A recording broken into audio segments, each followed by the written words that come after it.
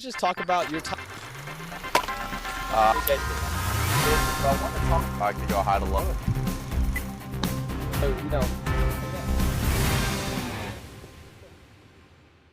The best time of the year. We have reached rivalry week in college football. We're going to go game by game and give predictions here, and we'll see how we come out on top of it. My name is Nico Sharp. I'm here joined alongside Curtis Warren for another episode of Sharp Segments. Kurt, rivalry week's here. It's been a long season, a lot of stipulations. Kurt, kind of walk me through the emotions and the feelings that's going on this week. Yeah, it's a big week for football, rivalry week. A lot of good football games are going to be played this week. A lot of hostility in these games. I remember we saw last year all the flag planting in the middle of the field on all those rivalry games last year. And yeah, I'm pumped to talk about it. You can't beat it. You simply can't beat it. I mean, it doesn't matter if it's unranked versus number one versus two ranked teams. It's rivalry week. You just don't know what to expect. Are there any games you're having your eye on? Of course, we have our game. We have our Longhorn game this Friday. Are there any other games that you particularly have your eye on before we get into actually our picks and our what we expect coming out of it? Are there any other games you're just kind of keeping your eye on? Yeah, obviously the Texas one, a lot of playoff implications, mainly on one side. I think A&M's a lock, whether they win or lose. But yeah, Texas to win, they got to win this game and get a lot of help from other teams. So we're watching that one. The other one I'm watching is Ole Miss, Mississippi State, because I think that Mississippi State is a really sneaky, solid football team.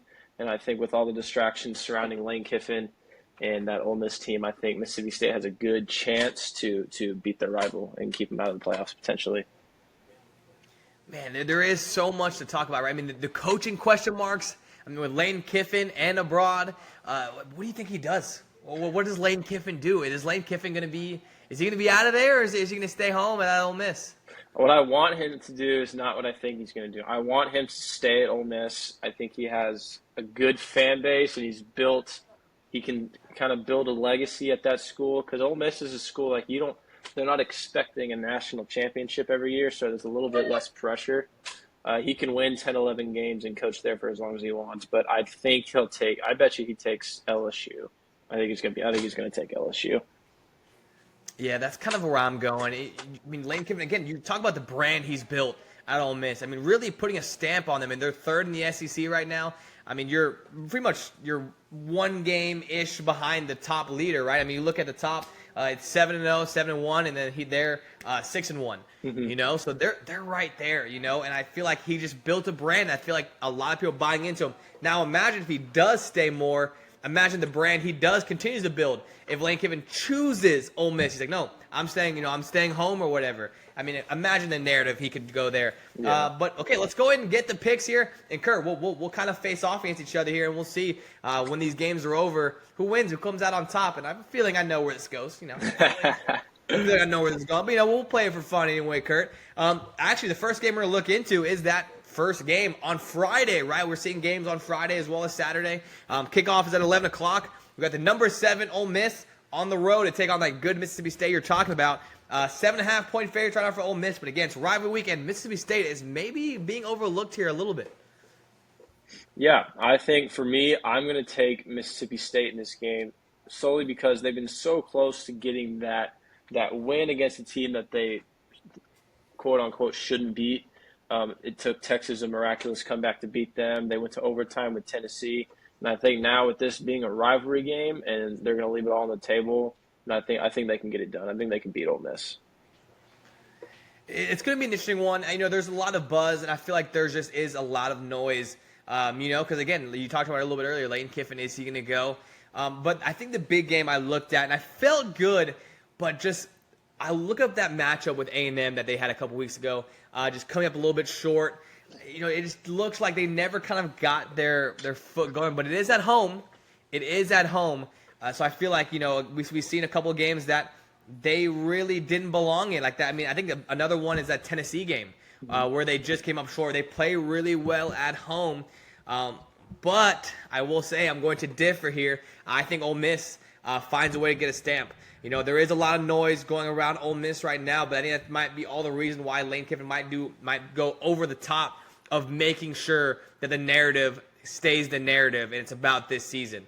I feel like when a lot of those commotion coming on outside the locker room, he's probably going over the top and making sure that they get the job done. They're super athletic defensively. I like what Ole Miss can provide, and I think it's a really big week. There's going to be a lot of things happening, a lot of shifting that happens after rivalry week, as always, and I think Ole Miss gets it done.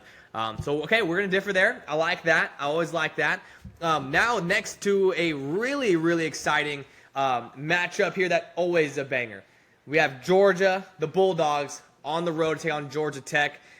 Georgia, number 4 in the country, at the top of the helm of the SEC, depending on what happens with A&M. And then they're taking on Georgia Tech, where it just seems like no matter what, if Georgia Tech is relevant, this game's always a banger. Yeah, I think I'm going to take Georgia with this one. I think Georgia Tech, having to squeeze it out against Boston College. I think Boston College is dead last in the ACC. And I think Georgia Tech, they just got blown out by Pittsburgh. I know Georgia Tech's a good team. They started out hot, and Haynes King's a dog. He's a fighter, but I think Georgia beats them by 2 scores at least. Georgia is actually my pick to win the national championship. I think they're the most complete football team in the country, and I think they're going to stomp Georgia Tech. Yeah, I'm with you there. I'm going to agree. I'm going to take the Bulldogs as well. I do like Haynes King, though. I like what he stands for. I remember the buzz early in the season, a lot of interviews and a lot of stuff like that, but he's just a player on the field. He's super athletic, but you talk about the complete team that Georgia has. They're great on both sides of the ball. I know the big question mark was, what can we expect from Gunnar Stockton, right? Is Gunnar Stockton be able to elevate the offense enough for the Bulldogs to really be that Bulldog team with Kirby Smart? And unfortunately for us, we got to see firsthand that the Bulldogs are still the Bulldogs, and Kirby Smart is, having UT's number, man. They find a way to get it done. That defense is so good, man. You talk about people who just fly around the football. The D-line's always great, and then Gunnar Stockton is playing really, really well as well. So I'm going to go with Georgia. Do they come out SEC champs? What does that look like? You take a look at the SEC and at the rankings. Georgia is the number 4 team, favorites-wise, to win it all, to win the Natty. Mm-hmm. So what do you think their path looks like here as Georgia, last game of the year, going into conference championship kind of season? I know it's a big sort of mess to sort out between Georgia, Ole Miss, Texas A&M, and Alabama, because I think 3 out of those 4 teams just have 1 conference loss. Obviously, Texas A&M doesn't have any. So I think they would have to sort out all the head-to-heads. I think there's a way that Georgia can get to the SEC championship game, but that team always plays so much better when it's on the line. And in November and December, late in the season, that team always steps up because, like you said, it's a Kirby Smart coach team. He's the best coach in college football right now, and he's very, very tough to beat. He's aggressive. He doesn't care about the what ifs. He's going to go right at you and Sarkisian will probably be the first one to tell you that. I know they're good friends, but he doesn't take the pedal off he doesn't get off the gas pedal for anybody. Kirby Smart, he's a warrior. He'll go get you. Yeah, his ability to make in-game adjustments, right? It seems like any time you're playing Georgia and something's working, it's like either halftime or the next drive happens, and they've already schemed a completely different play call to work around it, right? So, that's what makes Georgia so good, is their adaptability to be great. We're going to take Georgia there. We're going to skip the Friday night game. We'll finish off with that one. We have to. Mm-hmm. So obviously being A&M Texas, there's a lot to talk about there. We'll leave that one for the end. And if you guys are joining us here, pick along with us. Let me know if you guys have any different ones down in the comments. If you agree, disagree, and the why, let us know. But we're 1-1 here. We agreed on one, changed on one. Let's head into the late night Friday game. It's a really, really good matchup here between Arizona is on the road to take on Arizona State, another in-state rivalry game. It's a pretty even odds. You have the minus 120 to Arizona, and then Arizona State is actually even. Really great game here. And again, a lot of question marks as far as the top of the conference goes. Yeah, I think with Arizona State, if Levitt and Tyson are both playing and they're both healthy, I think that's a very underrated quarterback wide receiver duo in the entire country. They're not as strong as they were last year, but Texas Tech's only loss is against Arizona State at Arizona State when they had Levitt and Tyson both healthy. So I think I haven't really kept up with the injury report for them. I know Tyson missed some time, and same thing with Levitt earlier this year. But if they both play and they're both healthy, I'm going to take Arizona State. Yeah, it's going to be so close, and I'm actually kind of conflicted, but I agree. I think we're going to keep an eye. I think Sam Levitt was the exact name. I mean, specifically that I was an eye that really could be the main difference in this one, right? But let's say a world that we do have Sam Levitt in. Again, I haven't seen the injury report either.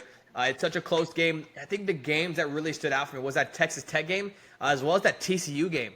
You know, before that game, it was a lot of commotion coming around TCU and Josh Hoover hype train, the Hoover Heisman year, and Arizona State. I mean, put up a really big defensive stance. They were able to stop TCU, and then after that game, kind of diminished the Horned Frogs a little bit. But again, story for another time. I'm going to go Arizona State. I'm going to Arizona State here. I like what Arizona has going. But with that being said, I'm going to stick with Arizona State. I think they have a lot of fun things going on. I guess there's a slight underdogs in this one, but it's such a close one. Mm-hmm. It's at home. They'll obviously will show out. The game is prime time, 8 o'clock, but it's going to be 6 o'clock over there in West Coast time in Arizona. I think it's going to be a banger of a game. You got to stay up for it. It'll be after the UT game, so either the emotions will be great or we're going to be down in the dumps after a very tough finish to the year for our Longhorns, Kurt. But, you know, the night ends, and then we wake up on Saturday, and we have a great kickoff early. We have the number one team in the country, Ohio State, taking on the road, going to the Big House, take on number 15, Michigan. Kurt, I mean, it's a flip of a coin between these two teams, it seems like, but it's been one-sided, although recently. Yeah, that I think obviously besides A&M and Texas, that's the game I'm looking forward to watching the most, just because, especially with that game, and we saw last year, Ohio State was clearly ended up being the more superior team, but Michigan still got them in Columbus. But in Ohio State hasn't really been tested since week one when they played Texas.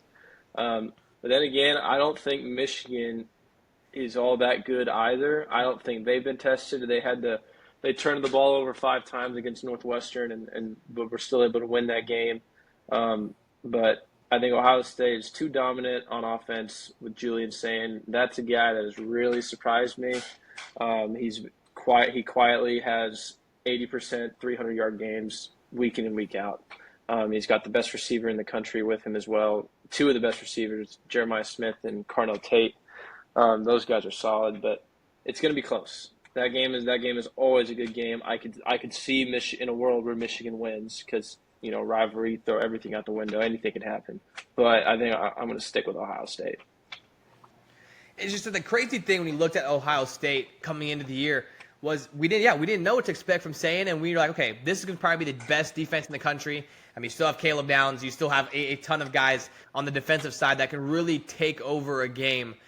But then this offense, I mean, you talk about Jeremiah Smith, but again, Sayin having a Heisman-type year, and for me, at least, wasn't necessarily all over my radar, wasn't at the top of the Heisman candidacy for me coming into this year, but just game after game has just continued to make his mark and prove why he deserves to be up there and why they are the number one team in the country. And I know a lot of question marks of, okay, well, Ohio State hasn't played anybody. But if you also look at those games are not close. They're playing the team in front of them, and they are whooping teams, right? I mean, again, I'll unfortunately have to use my Longhorns as an example here, but the Longhorns played, you know, some smaller teams, and we didn't necessarily just blow them out of the water, right? You watch those games, and they felt close. You know, you lose to Florida, although you had 2 big losses, but Florida was just a weird loss as well. Ohio State really didn't have much of that feeling this season. Mm-hmm. Every team they played at, they were dominant. But for Michigan, it is at home. You do have a little bit of a chip on your shoulder, but I don't think that's going to be enough. I'm going to pick Ohio State as well. It's just so tough, right? Because, again, none of this means anything. Anything this season means nothing, right? I mean, especially with this caliber of a rivalry. We've seen that a lot with Georgia Tech, Georgia, and we've seen a lot with Ohio State, Michigan. It doesn't matter who's been the better team, whatever, right? It's all about rivalry games, which is the beauty.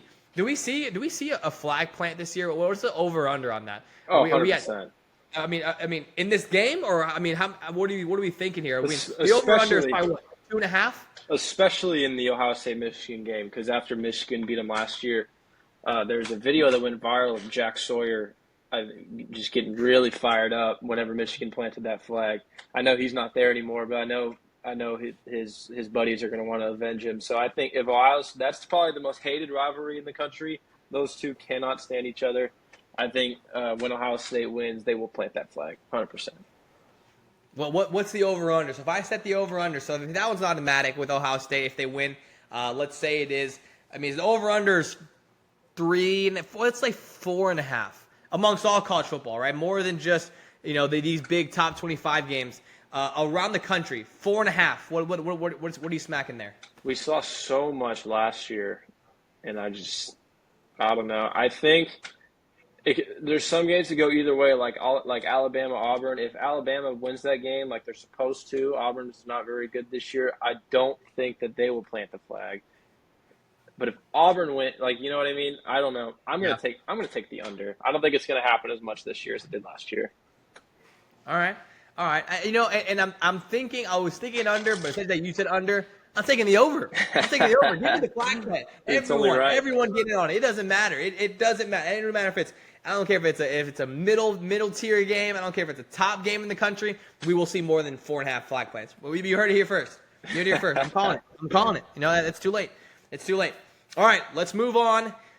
We have a really fun one here. I mean, Miami, a team that was in the top 5 for a little bit. We thought Carson Beck was going to be a Heisman candidate. This guy was, this guy is legit, which still playing really well. They have fallen to number 12. They're on the road as they take on Pitt after Pitt lost a tough game a couple weeks ago. So where their ranking is kind of dropping a little bit, they're now down to 22.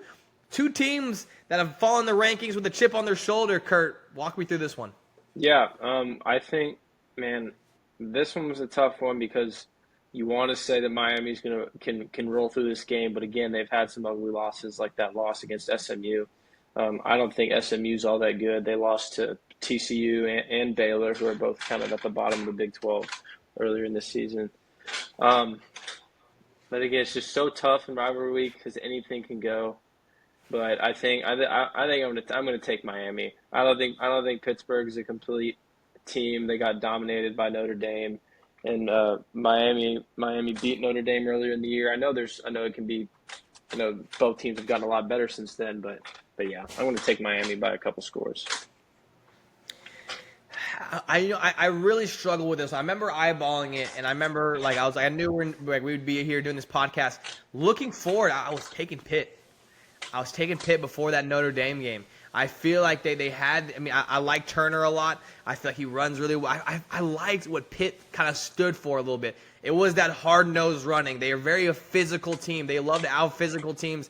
When they face teams like Miami and some of these bigger schools, they love to just play physical, and they're not worried to go toe-to-toe with them.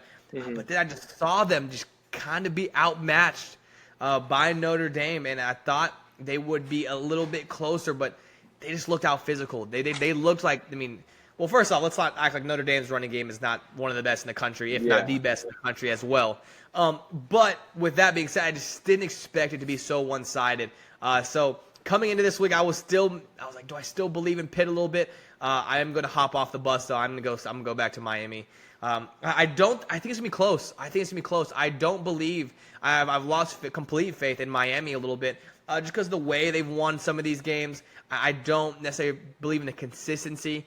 I've never really been on the Carson Beck hype train when he went to Miami, even at the beginning of the year. So I'm going to stick with Miami. I'm going to stay with Miami here. Although I'm keeping my eye on this one. I think Pitt could come back and do it. I think they have a chip on their shoulder with the whole narrative switching away from them completely. After having College Game Day at Checker Field. So I think that one's going to sting a little bit. Now we got a big one here in the SEC with a lot of playoff implications here. Two teams on the outside looking in. You have Vanderbilt on the road to take on another interstate team, the Volunteers. You got Tennessee here. Really close one. The odds are dang near even. Minus 150 for Tennessee, plus 130 to Vandy. As we speak right now, of course, all these odds are liable to change. Kurt, how do we call this one here? This one's interesting because as much hate as Diego Pavia gets for his personality off the field, I mean he's been lighting it up on the field. Now as a from a Texas standpoint, I'm trying not to bring Texas into these SEC matchups, but sometimes you have to. You need Vandy to lose this game, and this game's in Knoxville. It's a rivalry week. I know Vanderbilt fans and Tennessee fans haven't had a lot to talk about in the previous years, but now they do because Vanderbilt's kind of holding their end of the bargain a little bit. I really want to pick Tennessee to win this game, but they've gotten beat a couple times at home by Georgia and by Oklahoma. So I think I'm going to actually, yeah, I'm going to stick with Tennessee. I was going to flip. Vanderbilt hasn't been very good on the road in big environments. That both their losses are at Texas and at Alabama. Both stadiums with 100,000 plus fans. Neyland's going to be no different. I think Tennessee wins it at home. I thought you were gonna pick Vandy for me, Kurt. I thought you were gonna make this easy for me. I thought you were gonna do it. I'm picking the Volunteers as well, man. I'm picking the Volunteers as well. It's a weird question, and I wanted to kind of end the segment with this, but I'll kind of tease it here a little bit. It's just interesting to see how a two-loss Tennessee, or their two losses being, OU and Georgia. I mean, for the majority of the year, two top 10 teams, right? OU is still on the brink, but again, two playoff teams, that's their two losses. And then we're going to see a team like a Tulane possibly make it. But again, we'll get into that at the end of the segment. But it's going to be interesting. So I'm really high on Tennessee. I'm picking the Volunteers as well. And I don't know if that is I don't like Pavia, right? I don't like anything. I don't like that guy at all. I don't like the way. But again, I always give credit's due. Pavia can play, right? He's got the attitude for it, but he also, in many cases, backs it up. He plays really well. He really, exuberates what Vandy's trying to stand for right now, just hard-nosed football, and he really does excel and bring the level of that offense up. He's able to extend plays. He's the leader in that locker room, right? You probably love him if you're a Vandy fan, but you absolutely hate him if you play against him. Mm. Got to really, the whole mom situation that we just saw as well. Yeah, what are we doing? Kind of bizarre. Kind of bizarre. There's just a lot going on with that whole family. Yeah. But again, on the field, Pavia plays really well. But I like Aguilar as well. I think Aguilar can get it done.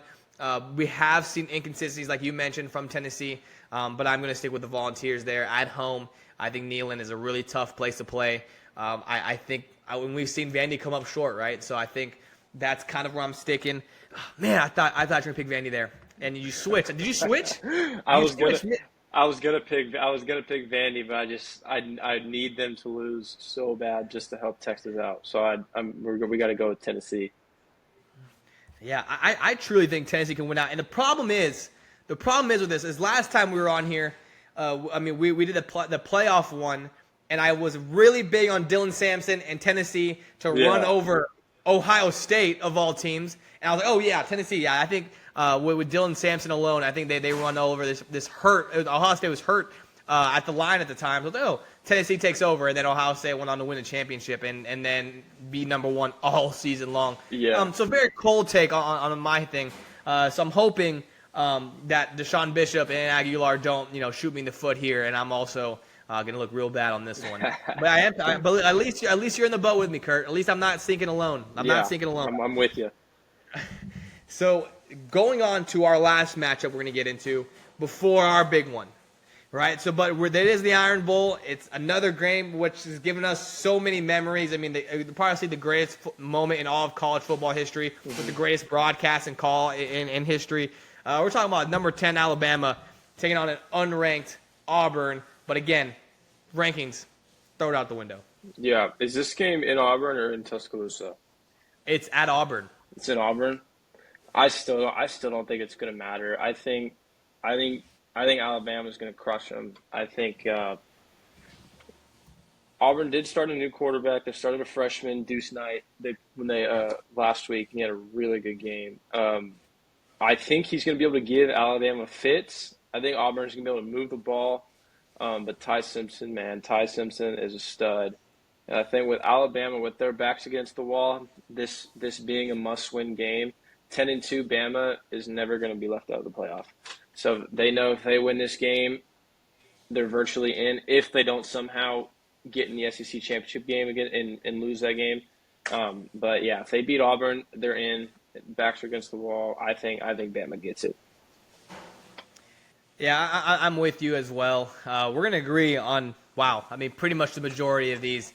But I do think Alabama gets this one. It's going to be a great game. The atmosphere is going to be great. I do love that it's on the road for Bama, just to create that extra differential, hopefully for the Auburn Tigers to kind of build some momentum.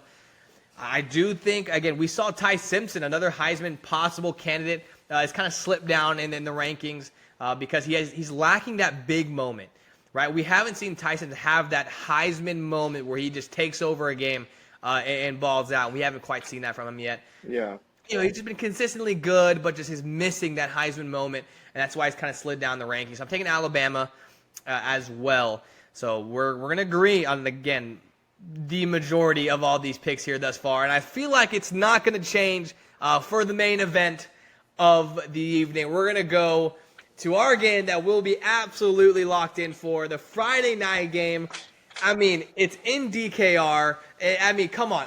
What more can you ask for in this game? If you want any chance to make a playoff, if you want any chance to be the number one team in the country and somehow overtop Ohio State for A&M, this is the game to watch.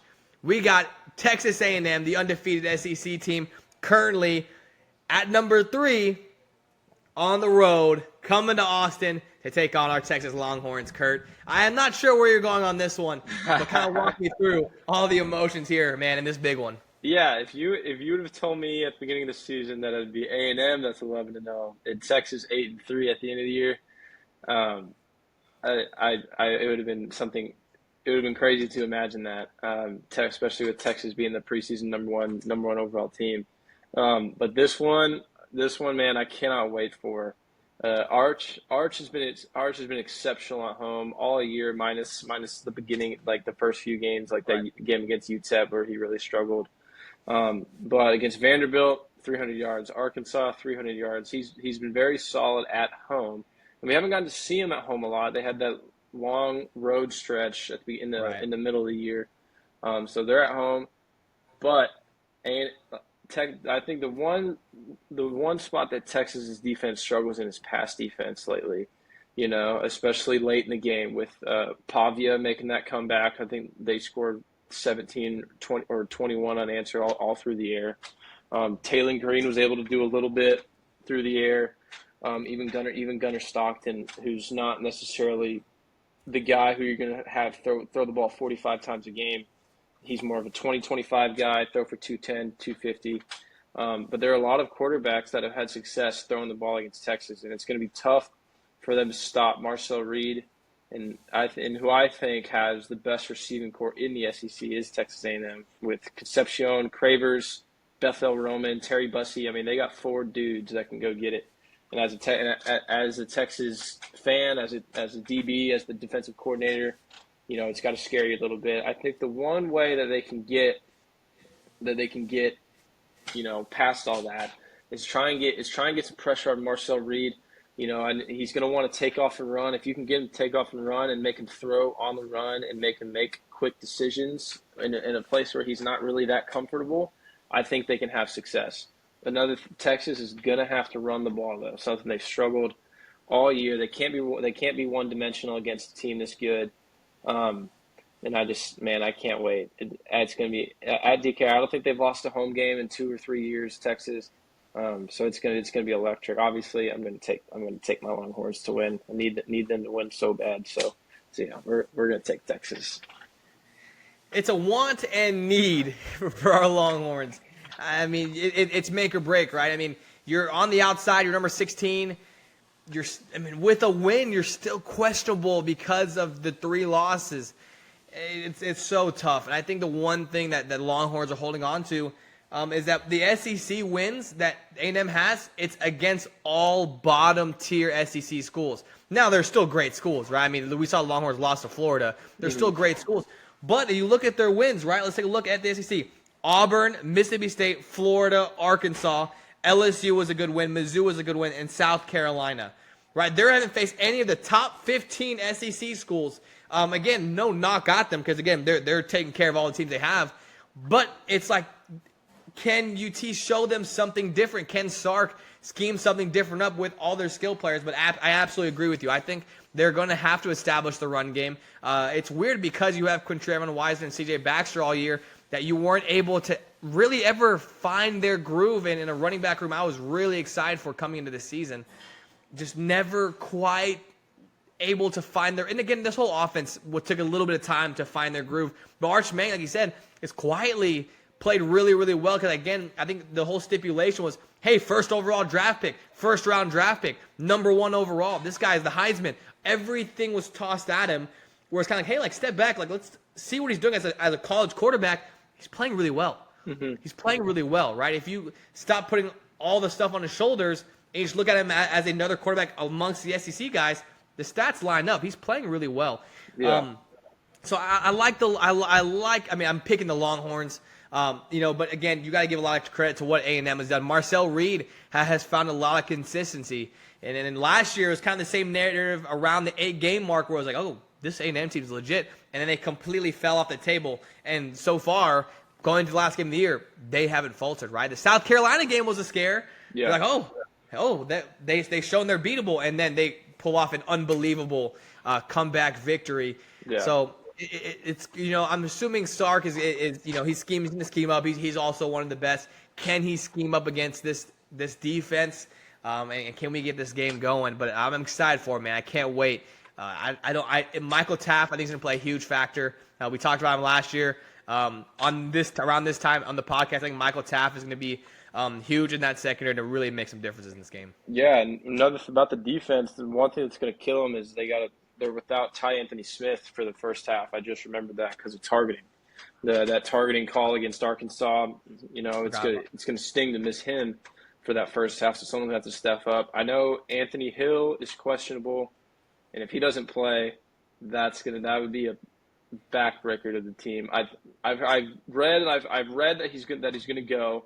Hopefully he can. I know he's going to give it his all. Hopefully he can go be 100%. But yeah, man, it's gonna be such a good one. Ethan Burke and Trey Moore are gonna have to do some stuff on the edge. LaFau's gonna have to play good. They had they had the personnel to get it done.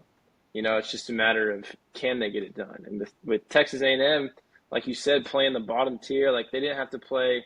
They didn't play Ole Miss. They didn't play Georgia. No Bama. No Tennessee. Now they're finally playing Texas, a team who, talent-wise, might have the best roster in the country, in the SEC, and we'll see what they can do, man. There's gonna be a lot of fireworks in that game. I'm so excited. It's gonna be an absolute banger, man. I cannot wait. I simply cannot wait. All right, man. Well, we're gonna wrap this one up here. I feel good about our picks. I feel really good about our picks. I'm interested to see how the Longhorns come out and look. I think we really differed on the first one. Yeah. The old I got Mississippi State. Yeah, and that one I don't feel incredibly confident in, too. I think there's too much noise going around the entire state of Mississippi right now where it might be an interesting look. So one last thing, and I wanted to finish on this, is for the college football playoff, do you think that the way they have it with a possible G5 conference champion coming in, you look at Tulane, do you think that a team like Tulane should be able to still make the playoffs whenever for Tennessee, you look at their last games. Look who they're finishing up with, right? You have Tennessee playing Vandy as a top 15 team in the country. And for Tulane, their last 3 games to make a playoff push, right? We talk about the playoff push.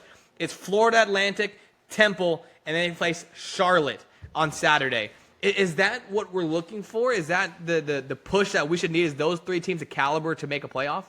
I think I go back and forth with this all the time. I know the playoff it's not necessarily designed to have the best 12 teams You got the 4 at-larges with the conferences, with the conference champions.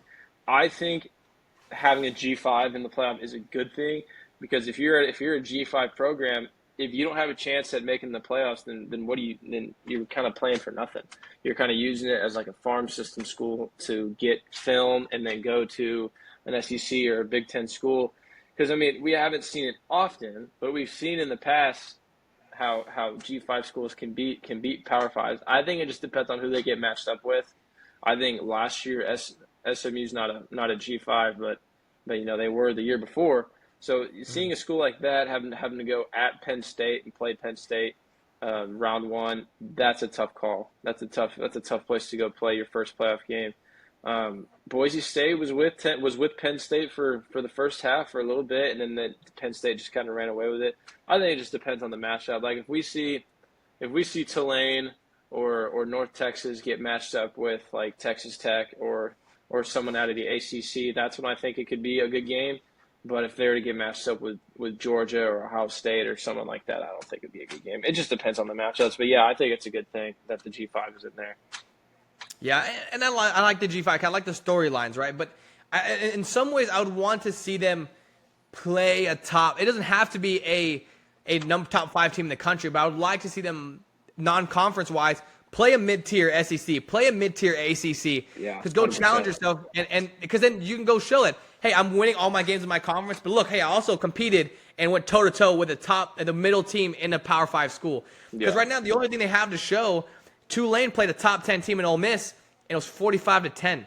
Mm-hmm. Is that the kind of caliber of games, or is there another G5 school that might go toe-to-toe with one of these schools? So I would want to see more of that before I just think like automatic. But I love the storylines, but it just bothers me that, again, not even saying Texas, but Tennessee, when your losses are against Georgia and Oklahoma, 2 top 10 teams, and you're not getting a nod, but a team who plays nobodies, then, but again, I completely understand, because then why play football? Why even have anybody else? But that's just the one frustration I have for a lot of these teams that play the top 5 schools in the nation, and, you're on the outside looking in. Yeah, I think in terms of G5, I don't think a 2-loss G5 school should get in, because exactly like you said, if when it comes to 2-loss Tulane or a 2-loss, for example, Tennessee, or for a 2-loss Texas team, but you have to give that G5 a spot, and Tulane's the best G5, one of those schools that gets left out. That's an area that I could see, like, if there's a 2-loss G5 and they're considered the best, but they haven't beaten anybody, then I can see that you could leave the G5 out. But if there's a 1-loss G5 who maybe lost a conference game to a good opponent, or they lost a non-conference game to a Power 4 school, then they deserve to be in. But yeah, it's when it comes down to a 9-2, 10-2 SEC schools versus a 10-2 Tulane. One of those SEC schools is going to get left out, and that sucks. Yep, that's just the way it goes sometimes, man. That's the beauty of sports. Yep. Go 11-1. Yeah, you don't like it, don't lose 2 games. That's right, Kurt. Well, man, I appreciate your time, man. I'm really, really excited for this college football week, and let's get this done. Now that we're in Rivalry week, let's just go podcasts every week, and let's cover some college football, man. Then after I Ole Miss wins and I win this week, then we'll just go from there and we'll take care of that, Kurt. Well, I appreciate your time, man. Let us know what you guys think down in the comments. If you guys agree with the games or disagree, let us know down in the comments, man. We're really trying to figure out who's the best team in college football. Let us know down below. Be sure to subscribe for more college football content. It's been Curtis Warren, Nico Sharp here for another episode of Sharp Segments for Rivalry Week here in college football. We'll see you guys next time.